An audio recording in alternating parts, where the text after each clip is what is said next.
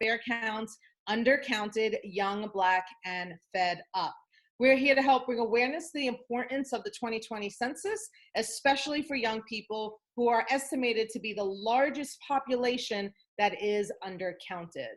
The Undercounted Young, Black, and Fed Up series is a part of a larger See Me, Hear Me campaign here at Fair Count. See me in the 2020 census and hear me at the polls in November. So today's episode is a nod to our founder, Stacey Abrams' Get It Done. The census is an important pathway to civic engagement, and we want to talk about some of the other ways that young people can continue to contribute to our democracy. So I'm excited for our conversation today. Today, we're talking about the ways that young people can change our community. Young people are not just the future, but they are the right now. We'd like to make clear first that Fair Count is a nonpartisan, nonprofit organization, and as such, we do not advocate for the defeat, election, or re-election of any person or any political candidate. Now, let's pass it over to our esteemed guests who you see joining us now. Let me introduce. This episode, we have Mayor of Birmingham, Randall Woodfin.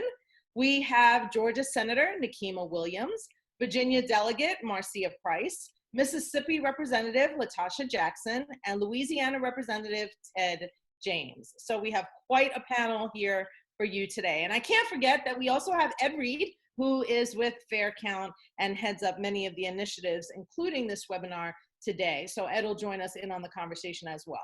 So let's get right to the very first question. Some of the most historic leaders of movements that changed the narrative of this country have been young people, especially amongst African Americans. Let's think about Dr. King, who led the civil rights movement in his 30s, and young people across this country that led Black Lives Matters, marched against gun violence, and fought to end climate change. But there's a prevailing narrative that young people are not interested at all in civic engagement. We know that that isn't the case, but there is a lot of work to be done. So today, Fair Count is thrilled to be a part of doing this work. Let's start with the mayor.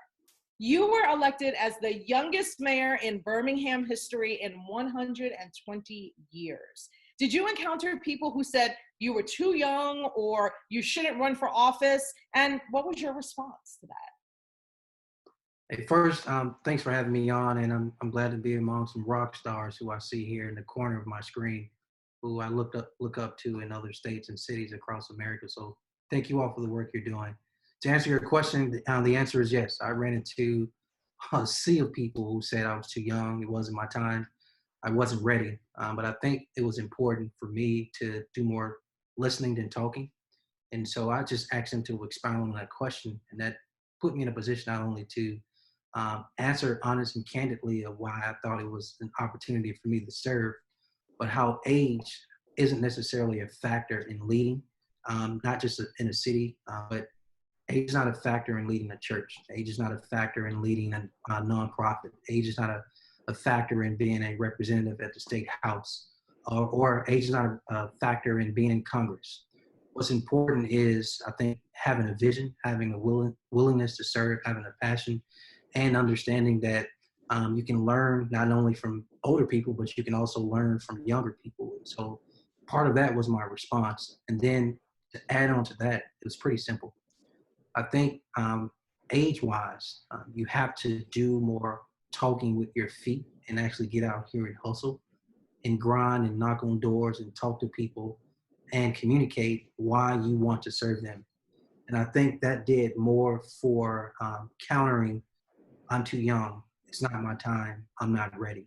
And so I think even with what this organization is doing around getting out the importance of the count as it relates to the census, it's really important that we communicate with young people. You don't have the luxury to stand on the sidelines. You don't have the luxury to not participate in the census. It's really important that you engage this process because we all matter, and the count is extremely important. Mayor, thank you. How do you think your age has been both a challenge and an asset to your vision as mayor? I'll go with the asset first. I think the age as an asset has allowed me to not come in with any preconceived notions about how government should be run. If anything, It's allowed me to think outside of the box. It's allowed me to be creative. It's allowed me to not be risk adverse, right? I think a lot of government in itself can be inherently risk adverse and conservative, meaning people are not willing to try new things because they may fail. I'm not afraid to tell you in the 2.5 years I've been in office as mayor of the city of Birmingham, there have been some things we've attempted to do. We jumped off the porch and haven't been afraid and we failed, but you get back up and you try it again. You try it a different way. And so I think that part of being young or younger has been an asset. I would say a challenge has been you don't know everything, right? And so the way I overcame that challenge is I put people around me who were smarter. I put a lot of people around me who knew how to execute. I put people around me who've been around the block before. And all of that combined allowed me to overcome that challenge of being young or younger. Yeah, well, thank you so much for sharing that. I'd like to go to Representative Jackson and say that this series has focused on the census and voting thus far. And today we're focusing on the tagline that our Fair Count founder always uses, which is "Get it done." We want to know how young elected people are leading. In your district in Mississippi, tell us how young people are engaging in the census and voting. Well, thank you again for extending this platform. I want to thank Leader Abram and our wonderful team for allowing us this platform to discuss what's going on within the Southeastern region and to talk directly of what's going on in Mississippi.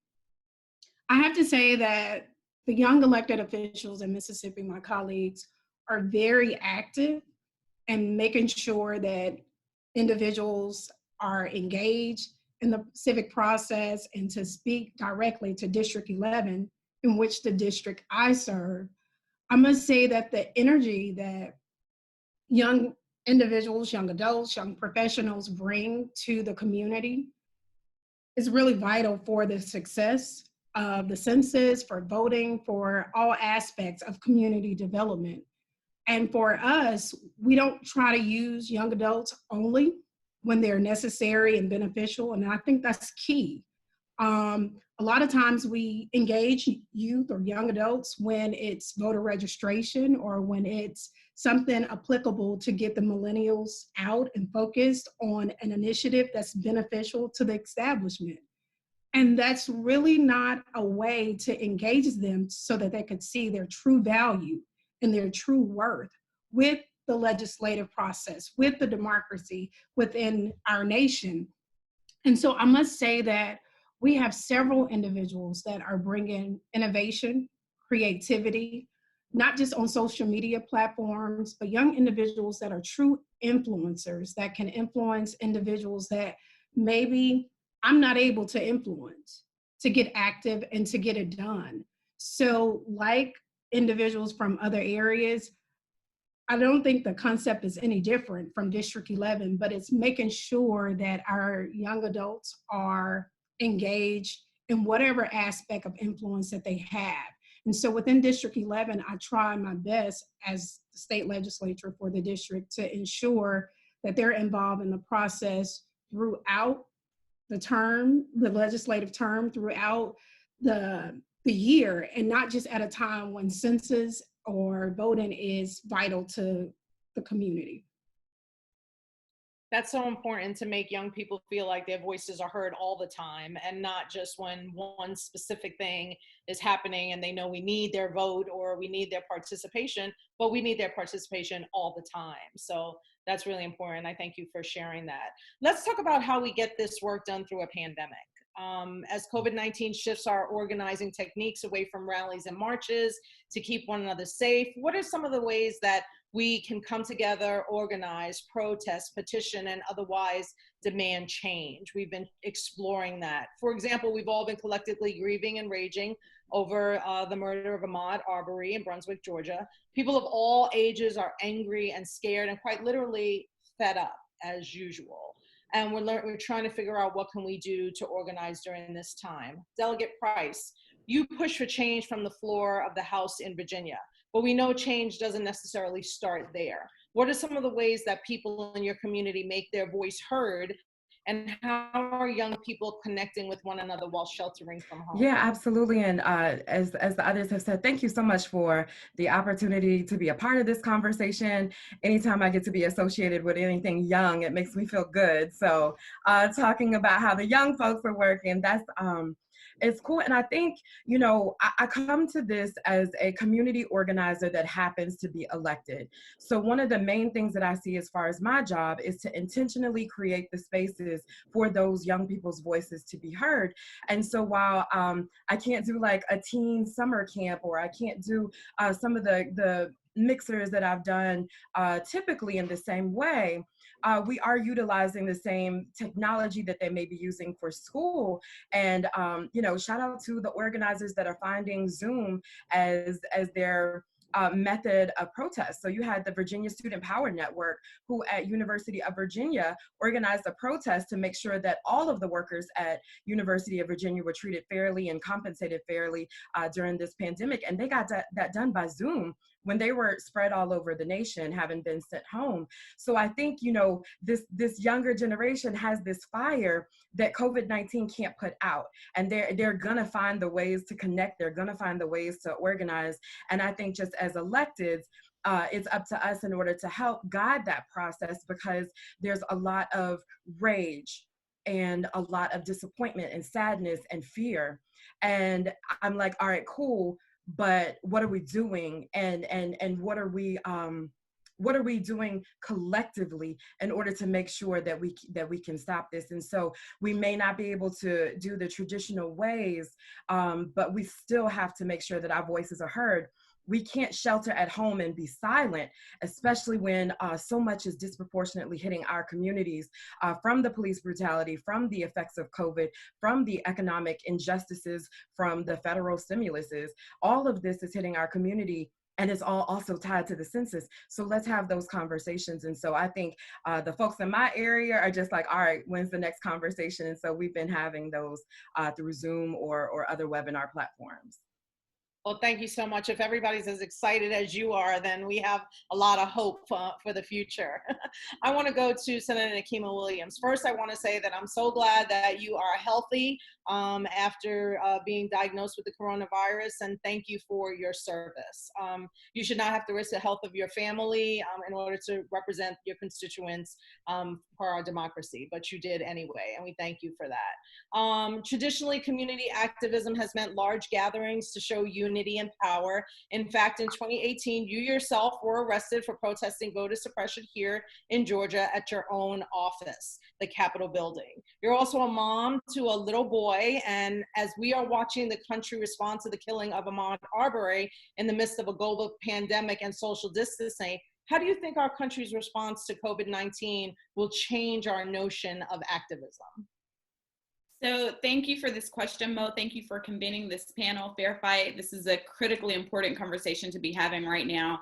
This morning, a lot of my colleagues in the Legislative Black Caucus got up and they drove from Atlanta 4.5 hours to Brunswick, Georgia to attend a press conference to speak out on behalf of the tragedy that happened to Ahmaud.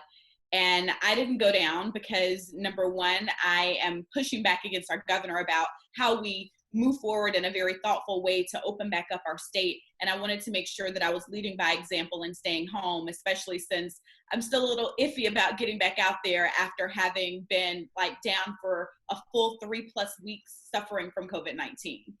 But one of the things that I have seen in response to the murder of Ahmaud down in Brunswick is people are still showing up and willing to risk their lives to get out there and fight for injustices in our communities.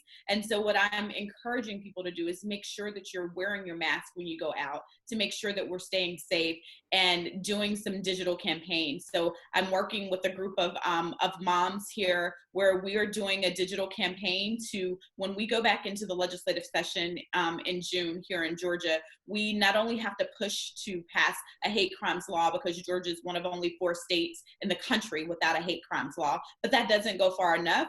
And so we're looking at how do we look down the road and make sure that we are organizing online. We know that there's a Black Twitter exists for a reason, because we can mobilize our people like we never have had an opportunity before. And we need to push back on making sure that our citizen arrest laws here in Georgia are changed and updated so that just the look of the color of our skin is not a reason for people to be fearful and take our lives. And we're doing all of that online right now. I've been working with other legislators, not just here in Georgia, but across the country on what laws look like in their state so that we can implement those. And we're bringing people into the conversation. Our NAACP president here in Georgia is only 25 years old.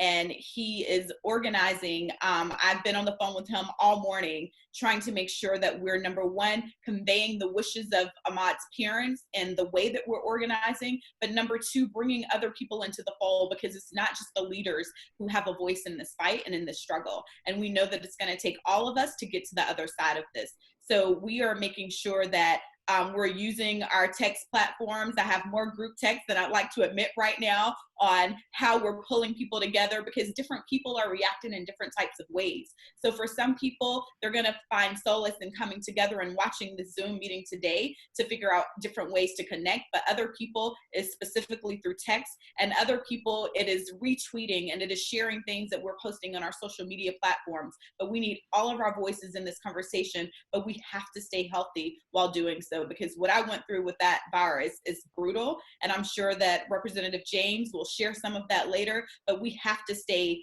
healthy while activating our bases, because in Georgia, 80% of the hospitalizations from COVID-19 have been Black people. So we have to make sure that first and foremost, we're keeping our people safe. Thank you so much for that. I know people would want me to just stop and ask you where they can go to keep up with the latest on what is happening with the activism around Ahmaud's murder. And so if there's just a couple of social media handles that you can give so that they could keep abreast of that, that would be great. The Georgia NAACP is a great resource. They are in constant communication with Ahmaud's family, so we know that we're not doing anything against the wishes of the family, but following the Georgia NAACP. And I have a big mouth on and off of social media, so following at Nikema Williams on Facebook, Twitter, Instagram, I will be sure that I'm conveying timely information on all platforms. That's wonderful. And the handle for the Georgia NAACP is @Georgia_NAACP for anybody who wants to follow that, and we hope that you will. Let's go next. I want to get a question into Representative Ted James. One of the hardest things about civic participation is that you need everyone to respond to fix it. It can be a catch-22. People don't respond because they don't feel that the government has necessarily been there for them. Yet the only solution is to double down and actually participate to make a change.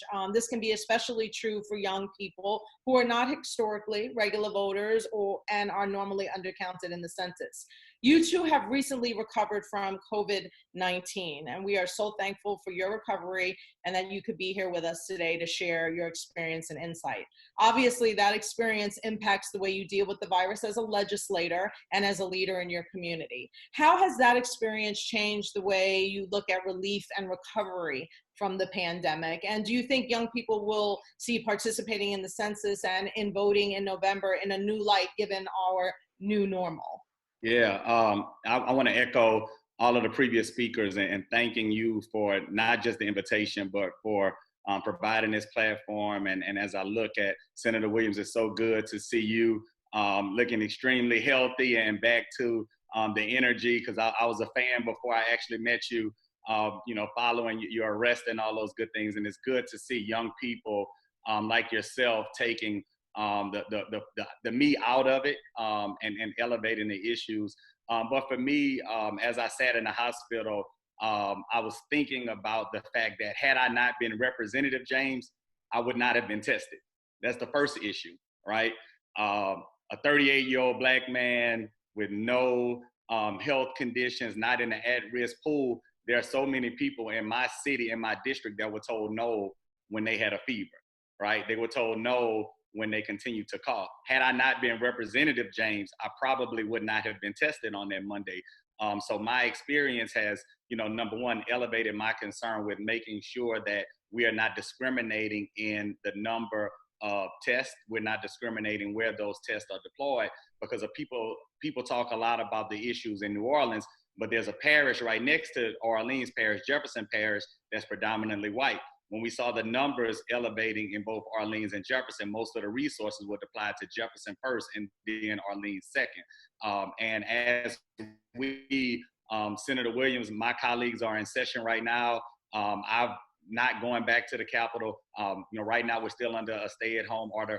Several members of the Black Caucus have decided not to participate. I'm a chair of a committee, so still trying to make sure that my constituents are represented, but not putting myself in a position to, go in the Capitol where we're not doing social distancing. But I have been trying to talk to young people.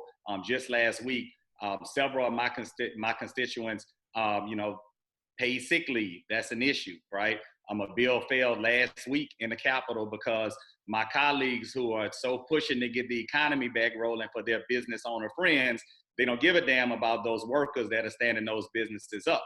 So a bill to provide paid sick leave failed. Louisiana has the lowest unemployment weekly benefit in the country. A bill to increase that benefit just on last week in that same meeting failed. So as young people are calling me, those young people that work in those restaurants, those young people that are in New Orleans that are in the entertainment industry, I'm speaking to them on those issues, and they want to know why. And the answer to why is because there aren't enough people elevating your issues. And we need to do a better job of responding to the census, because here we have a very low response rate, under 50%. The more and more we respond, we're not even talking about the millions of dollars that are going to come, but I'm talking to them about representative democracy. So when we respond, we have more people at the Capitol that are going to vote with our interests. So have been trying to use this pandemic and always bringing it back to representative democracy, and also looking at one of the drive-through testing sites in the urban areas. People couldn't get to it because there was a problem with a bridge that was out and it's been out for maintenance. So reminding them again, respond to the census, because those are dollars that are going to come down to our community to improve our infrastructure.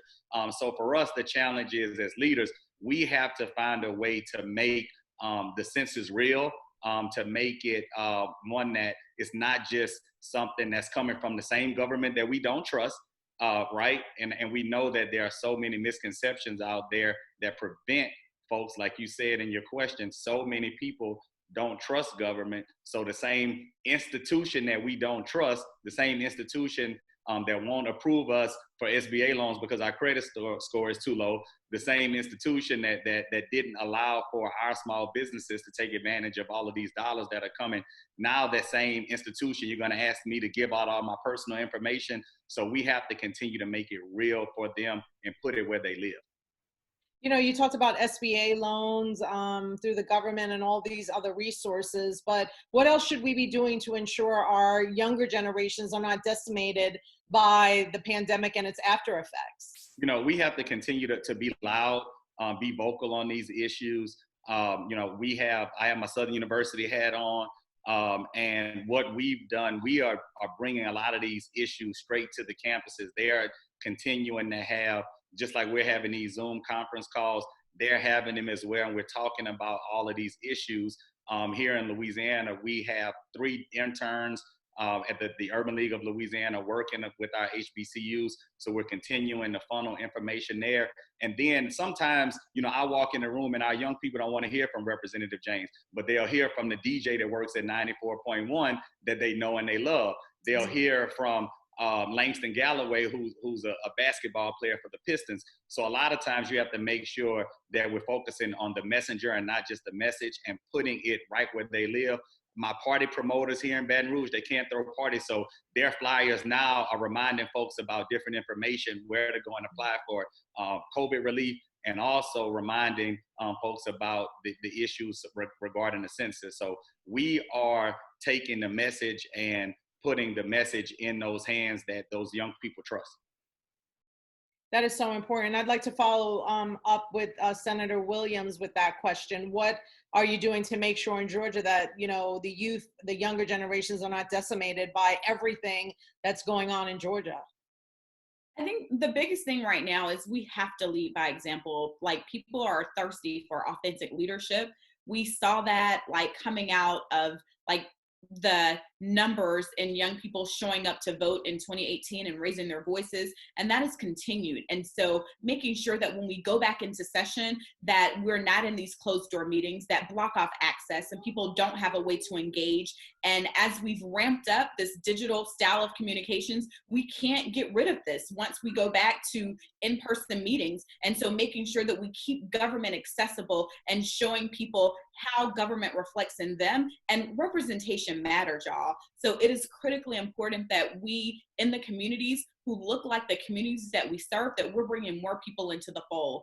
And so I am committed to making sure that I have another Meet Town Hall right after this, where we're like ramping up our vote by mail program and teaching people how to actually get their ballots turned in. And then later this evening at 6, I have another town hall where we're talking about how people can actually like get local resources from the COVID-19 pandemic. So making sure that we are giving people access to their government, even at times when they can't actually show up in person. This has been a blessing and a curse, because now we've shown that we can make government more accessible to people, and you don't actually have to be in the physical building to get the information that you need. And so I'm going to push to make sure that we continue this even after this pandemic is over. That's excellent. Thank you. We're going to go back to the mayor. We know people ages 18 to 29 of all races are one of the least likely to show up and vote and are at risk for being undercounted. How do we keep young people engaged in our democracy, especially since it is their democracy as well? Now, your administration has a partnership with nonprofits in your city to encourage conflict resolution among youth in Birmingham. What results have you seen directly from engaging young people on these issues that matter to them where they are? I think that working backwards on your question, young people want to be engaged. They want a platform to share how they feel, what they think, and what they think government should be doing, what they think community should be doing, and how we should be engaging them.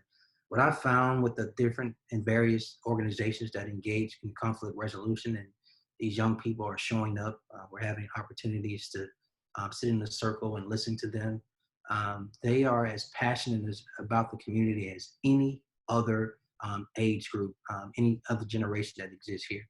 And what I found from that is this: young people, what we got to do, and when I say we, the adults in the room, and not just in government, but in various spaces, we got to give young people not only a platform, but we have to communicate with them in the communication channel they like to receive information in. And so they're not necessarily sitting at home watching MSNBC.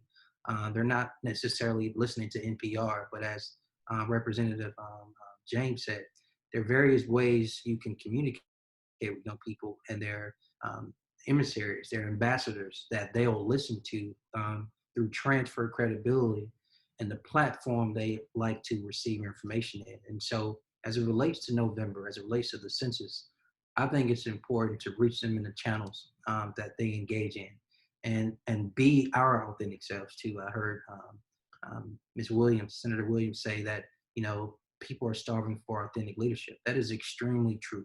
And I think young people want to make sure that if they're listening to somebody, that person is not just being open and candid, but they're being their true selves. And I think as it relates to whatever we want to see in November, as it relates to increased turnout of young people, what we want to see as it relates to the census and people participating in it, we have to communicate with them in the channel they receive information in, and we have to be real with them and tell them why this is important. And just tell us a little bit about your conflict resolution program that you have put together. Yeah, well, so it's what we found is I declared gun violence in the city of Birmingham as a public health crisis. It was the first thing I did probably about a year and a half ago. And in declaring gun violence a public health crisis, what I realized is that you're not going to police your way out of decreasing crime or decreasing gun violence in your city.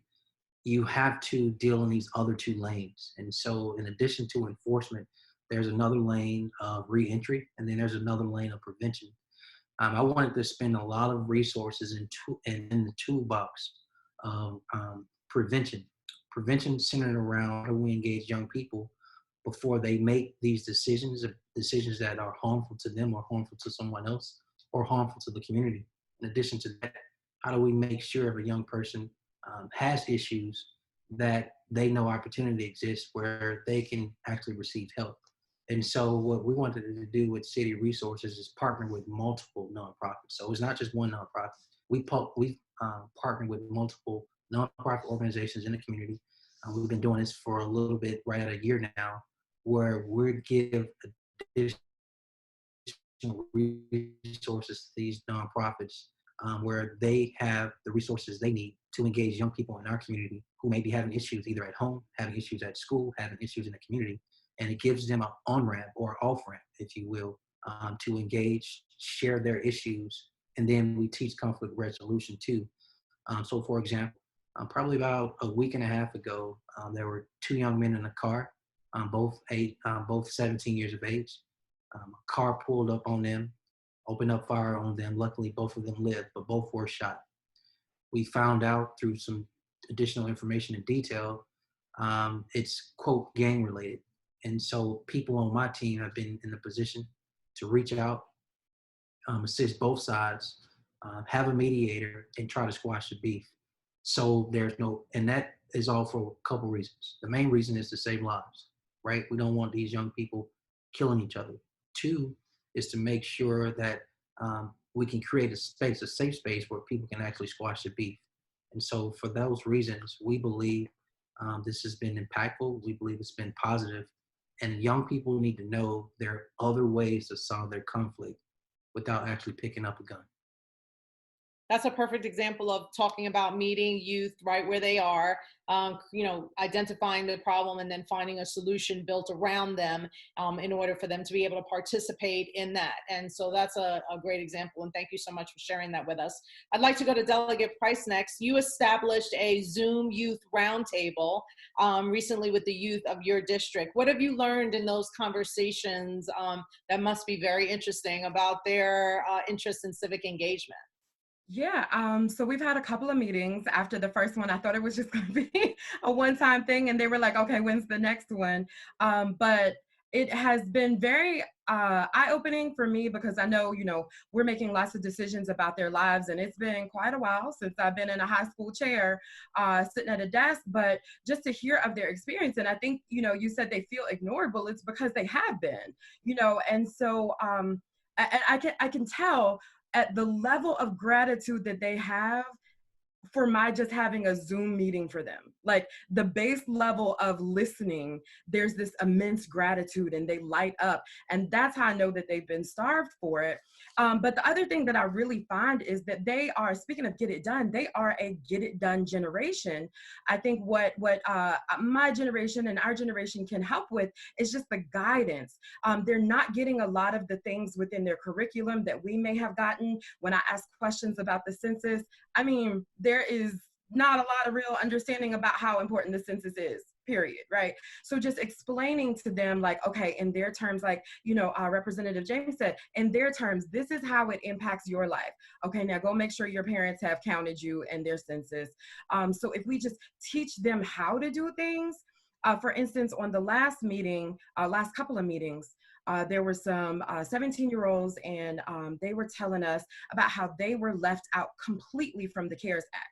There was no $500 for their family. They didn't get the $1,200. If you were 17 years old, you were left completely out of the stimulus.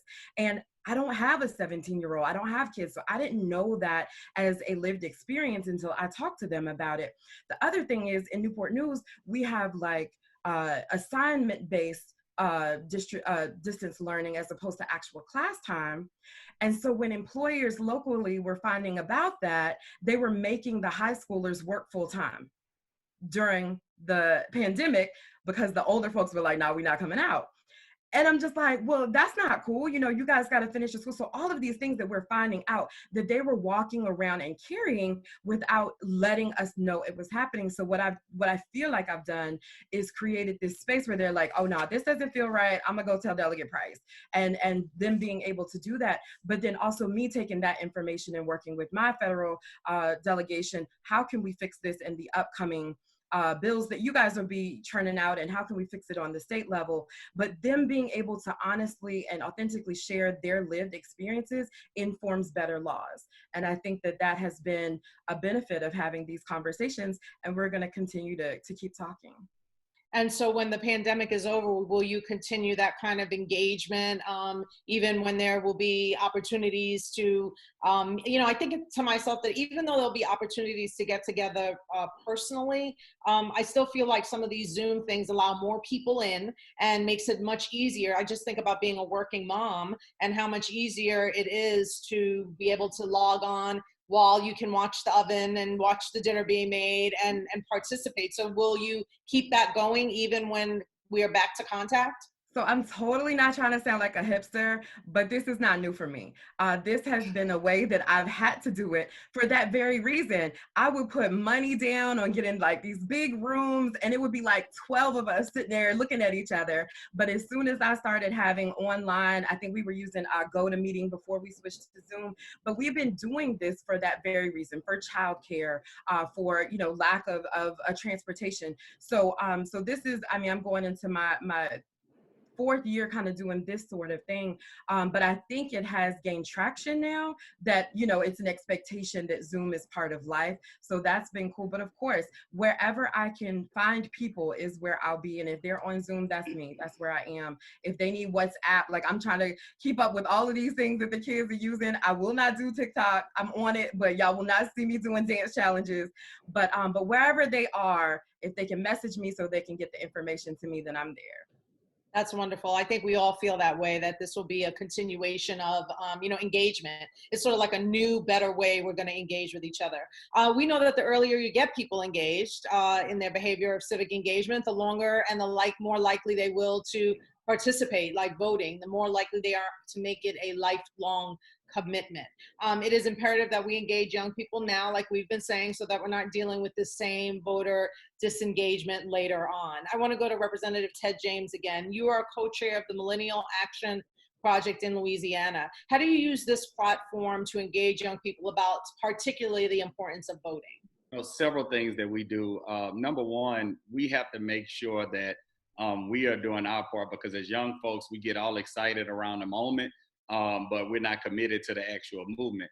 So what we've done is we've asked the Secretary of State and our registrar of voters to bring voting machines for any election in our schools, be it you want to change the mascot, be it who's going to be the homecoming king and queen, your class representatives. So they're getting used to actually going, submitting, putting the card in the machine and pressing the button. So we're making it very real to them. The second thing that we're doing, and it calls for a total commitment, we're showing up when the cameras are not there. So I'm always like, I'll go work the concession stand in my district, right?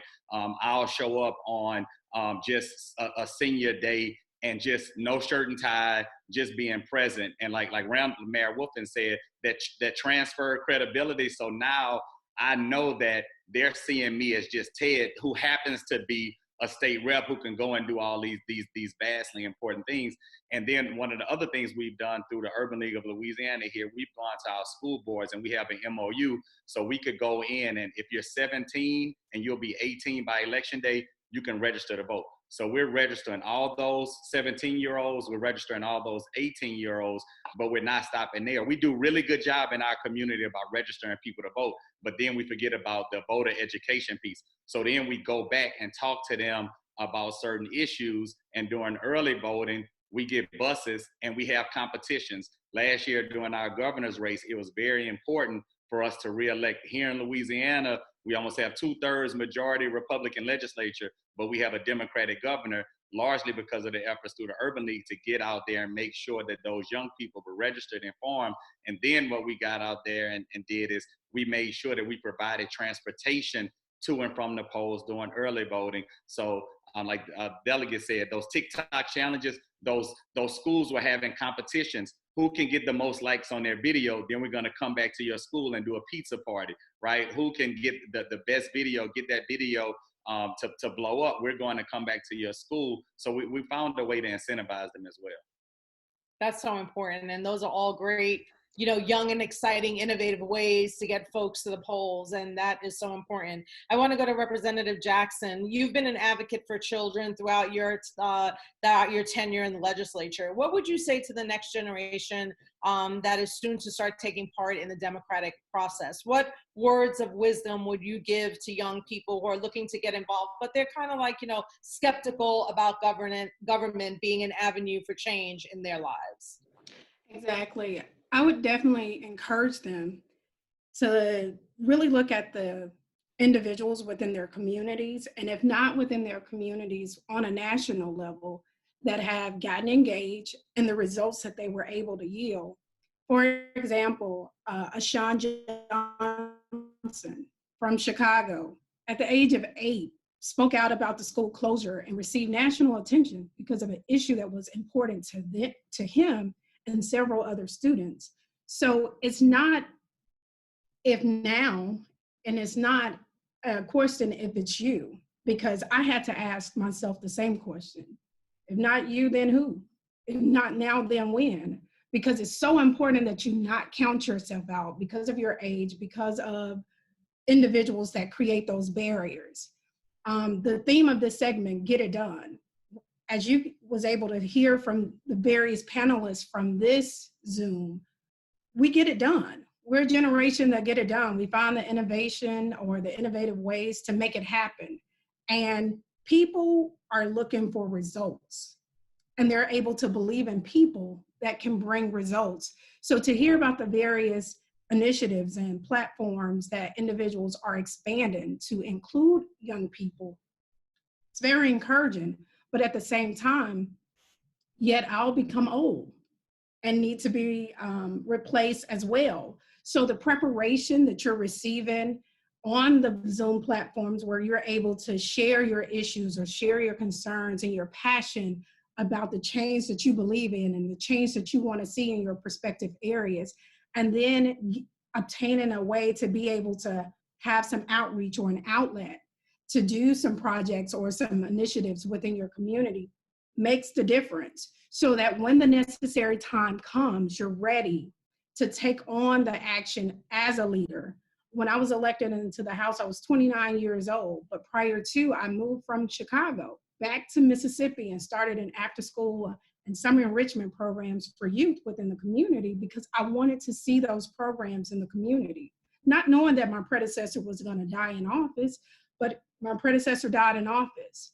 And I had training ground prior to him dying that made me ready when the opportunity came. So I would like to encourage any youth or any young adults that are considering political leadership or a platform to be able to make effective change in government. Don't sit on the sideline waiting for an opportunity to get in the game or waiting for the coach to put you in. The time is now. The community needs are now for you to do the outreach, to do the things that you want to see within the community. And when the necessary time comes for an appointment, when the necessary time comes for an election, you'll be known in your community for getting things done. And it's so important that we stay engaged. It's so important that we use every opportunity, every platform, so that we can be able to assure a better today, a better tomorrow, and a better future. I don't like to hear people say how youth are our future. They're right now. And so it takes them being engaged right now. And a continuous engagement is what's vital to assure that they're prepared. It's very disheartening when I see my counterparts bring their children to the Capitol and engage them in the legislative process, meeting various agency executive directors, and they're able to get that type of exposure. And our Black and brown youth don't really get access like that. So I commend every panelist that's making sure that our Black and brown youth are getting the opportunity to get the access, not to just aspire to be a state representative, but to be a financial analyst or to be an executive director for one of those state agencies that are really, really vital as we're providing funding for COVID-19 funds. We have to have right leadership at the table in all aspects of government to ensure that we are having governance for the people. And so I would like to encourage every young adult, any youth that has an issue or a concern or a platform or anything that they want to see as change within their community, to get involved, get engaged, seek opportunities. Don't wait for anyone to provide the opportunity or the platform for you. When you initiate your initiative, others will follow. You're the true leaders. Thank you. That's wonderful. Thank you so much for sharing that. I think everybody on here is an example of that. This is such a great panel of exactly that type of activism. And so as we are beginning to bring the series to a close, we do have a bunch of questions that we want to get to, but it's important to remember that the 2020 census is as important this year as is the election coming this November. We heard from elected officials at all levels of government that we need to make sure that we get counted in the census and also show up on election day. I'd like to bring Ed Reed into the conversation, who is one of the executive directors at Fair Count, and talk to you a little bit about the fact that you've served on all 3 panels over the course of this series and heard all of our panelists speak. Thread the needle for us on See Me, Hear Me, Get It Done, and the census and all the help that we need to get it done. Sure. Thank you so much, Mo. Thank you to our exciting panelists that we have. I've been inspired, particularly by this young group of leaders who serve as role models for me in the work that I continue to do at Fair Count. So thank you all for joining us. And I want to say to Delegate Price in Virginia, maybe we can have a little friendly TikTok challenge around the census. We'll see to get people engaged. But I've been working at Fair Count for just about a year now. And the work that we've been doing is really probably the most impactful work that I've ever done in my career. From working to increase awareness around the census for Black men across Georgia, but also across the nation, working to install the internet in rural communities across the state of Georgia, and also participating in virtual forums just like the one we're on this afternoon. So it's really been an impactful experience and really seeing how the census has a true impact on communities, particularly communities of color. I am a child of a Baptist minister, so I have 3 takeaways that I've learned from this series. And I don't know why we should stop at 3 episodes. The Fair Count staff may not like that, but I think we should certainly keep this conversation going because it's a needed conversation, particularly in communities of color. But the first point I'll make is, and this has been touched on particularly by Representative James, is that young people really need a sense of why the census is important for them.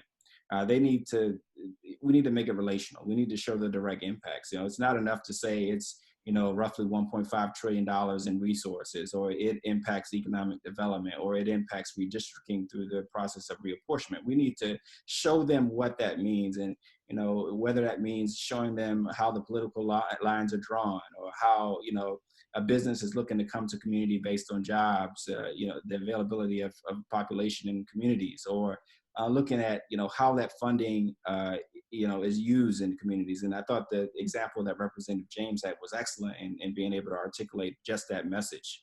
The second point I'll say is that being counted, or see me, or voting, or hear me, they don't exist in silos. They are fundamental pillars of our democracy. And in fact, young people of color have been a part of that process for years. I feel that 2020 will be no different. We've had hurdles, we've had obstacles, and they continue to come. Every day when we turn on the news in the morning, you're just like, okay, what's it going to be this morning? But we are a resilient bunch of people. And I look at the folks that are on this call, 2 of them that have just gotten over COVID-19 are resilient in the work that they continue to do. Not only fighting for their families, but they're fighting for other families. Knowing that they have to deal with health concerns as well. And so it's really important that we push it. 2020 is our year, not only for the census, but it will be also for voting. The last thing I'll say in terms of a takeaway, we've seen a lot of excitement, a lot of inspiration from the 3 episodes that we've had with this series. And so Fair Count is going to be announcing in a couple of weeks that we're launching a new initiative called the Young Leaders Council. And we are going to, I don't think it's enough to give young people a seat at the table. but why don't we give young people their own table to have, and that they can come up with the creative and innovative ideas to be a part of the process, not only the census, but also furthering the pathways to greater civic participation and engagement. So stay tuned for that. But, I'm really excited, of all the work that the Fair Count team is doing, particularly those that are behind the scene and making this series such a success that will continue to go on for months to come. So thank you so much to all of our guests, and thank you, Mo, for moderating. Ed, thank you so much. I know firsthand how much work you put into this and how hard Fair Count is working every day to make sure that youth are counted in this census. We have a bunch of questions, so I'd like to try to get through as many as we can. So I'm going to point this first question at the mayor, and it comes from Jasmine Baker, who is from Philadelphia. She's age 25, and she says, will the 2020 census be used to help with coronavirus relief? That's a good question. I think for us, I've attempted to tie everything together. So I just received a message probably about 9 a.m. Central Time this morning that says, we've been doing all these food drives. We had a food drive Saturday. We turned out there were probably about 900 plus cars, right? She mentioned that the next time that we're providing some form of coronavirus relief, is it possible to attach it to actually engaging people in the census? My answer was, I gave her a little emoji and said, that's a great thought. Maybe we should flush that out and see how that looks. So for me, I would like to see us connect at a community level where there's all these community events where we're trying to provide some form of relief for our residents. I know here locally, we've had something called Be Strong, and that is simply to provide relief not only for the employer who has probably had to close his or her business, but mainly for those hourly employees who've been laid off as well. Turns out a lot of those hourly employees are of younger age, and they probably haven't thought about the census, especially as it relates to having some form of anxiety or fear around how they're going to pay their bills, et cetera. And so I think in my position as mayor, we need to be creative with opportunities we're offering to provide relief and connect to the actual census as far as engagement. So I think that can look various ways, but we don't have a tangible way today.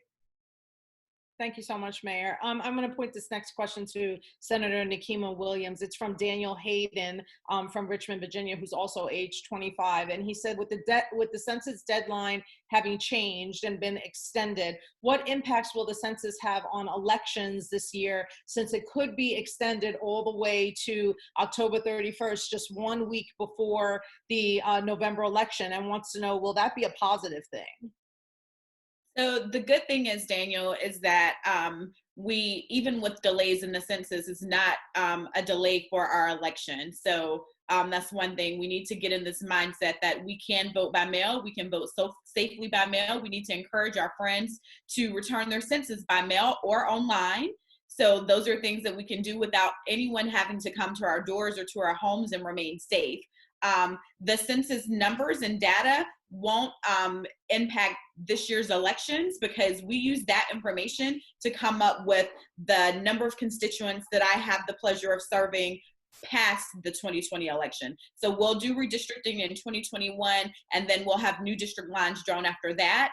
But we need to use every opportunity with the expansion of the census to get as many of our people counted as possible, as we've seen in so many different issues, especially things like what's happening down in Brunswick right now with Ahmaud Arbery, that the number of people that you represent in a district, in our district attorney lines that are drawn, all of that impacts who serves us and who leads us. And the COVID-19 pandemic has shined a spotlight on the need for true leadership in this country. So we need to use these expansions of dates to get the census done. Right now it's August, perhaps it'll be later, but every day that we have another opportunity to expand representation in this country is a positive. But don't let anyone lead that into any reason that we need to be delaying our elections, because we can vote at home by mail very safely in this country. Thank you so much for that. Sydney Coffey, who is from Tampa, Florida, and is age 22, has a question that I'm going to point to Representative Ted James for. And she asks, what can we do as young people to encourage our family members that are afraid to complete the census because of the data mistrust? Yeah, the first thing you need to do is make sure that you are informed, right? There are a lot of myths out there regarding the census. If I'm on parole, will that impact me? You know, if grandma is living here and she's not, maybe I shouldn't tell people that grandma is living here. All these different things are out there. But number one, but for us to be ambassadors, we have to, number one, get really educated on what the census is about. And I would encourage young people to have those conversations with our seniors, because I hear it at the Council on Aging here in Baton Rouge. So, you know, for our young people, just arm yourself with the information and make it a part of all these daily conversations that you're out there having.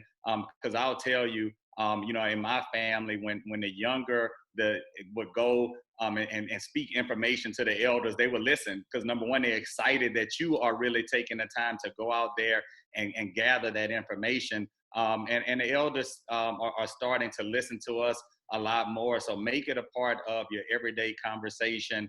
Like the mayor said, we have to find a way to talk about the census and relate it to everything that we're doing. My district is a direct recipient of a new district that was created here in Baton Rouge after our lines were redrawn, and talk to them about, you know, grandma is complaining about that school board member or that senator or that state rep, and you talk to her, well, grandma, you need to, you know, fill out the census, because next year they're going to draw those lines, and maybe we could, you know, make sure that our folks are counting in high numbers so we could get that person out of office. That is perfect. Thank you for that. I would like to take this to Delegate Price and ask her about college students and graduate students have had to return home early, and some have even been displaced. How can we make sure that they are counted in the census? Yes, so I've been talking with some of the presidents and folks at some of the local schools here in Virginia, and they've taken the initiative to make sure that they remind the students.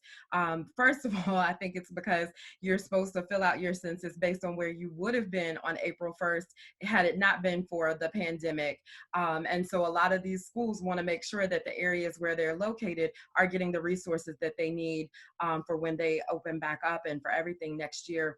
But I think there are a lot that schools and localities and states can do to make sure, if they have contact information, from texting and emailing, school blasts, and social media, to remind folks that they need to be included in the census. And for those that are displaced, I would hope that there's someone that they were connected to at school that knows how to get in touch with them, not only to remind them for the census, but also to see if they can connect them to us so that we can help them get the resources that they need should they need them during this time. But we're all connected to someone. And so if you are sitting here and watching this, that means that you have the capability to go online. So that means that we need you to send 100 emails, because I used to say 5, and then I saw some of these contact lists, like y'all can send 100 emails, 100 text messages, just to make sure that no matter where your friends are across the Commonwealth, that y'all can do this peer-to-peer much easier. As we've discussed, they'll listen to you more so than some of us, but just reminding them, you know, and put it in your own words, but reminding them that the census is super important. And so if they're being included on someone else's, to make sure that they're in the count. If they're doing their own, to make sure that they know how to complete it. But I think that this is going to have to be a system based on the infrastructure that we use for everything else. Black Twitter, I need y'all, you know, pick it up. We can talk more about the census while we're doing these other things too, and multitask. Thank you so much. And Representative Jackson, this is kind of a follow-up to that for you to add any other resources, but many people are following the stay-at-home orders. And how can we volunteer or engage to help census participation and voting mail efforts and vote by mail efforts?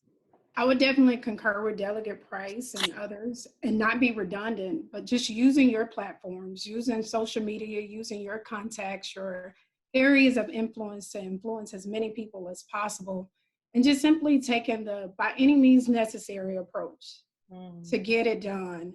And so with that being said, I think we can get it done.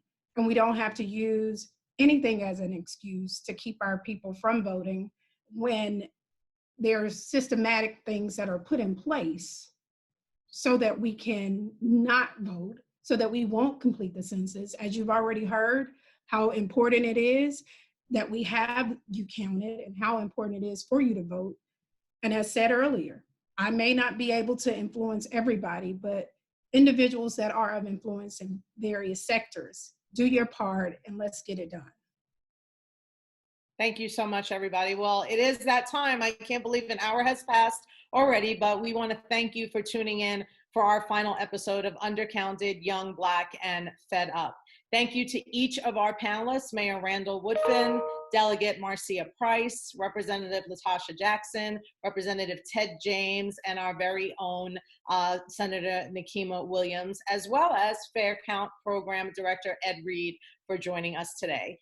Thank you to those of you at home who are tuning in via Facebook Live for our discussion. If we didn't answer your question, please check back in the comments and we will have an answer for you there. We hope you will all be watching and joining us again. Oh, no, we're not. This is the last one. Oh no, Ed, we need another one. Okay, there is no next week. But just go to at Fair Count and make sure that you find out about all the programs that we have and the information. Of course, remember, you can fill out your census at www.my2020census.gov. That's my2020census.gov if you have not done so already. So until the next time, follow us at Fair Count, and we wish you all an excellent week. And don't forget to be engaged and a part of the process. Thank you so much for joining us today. Thank you.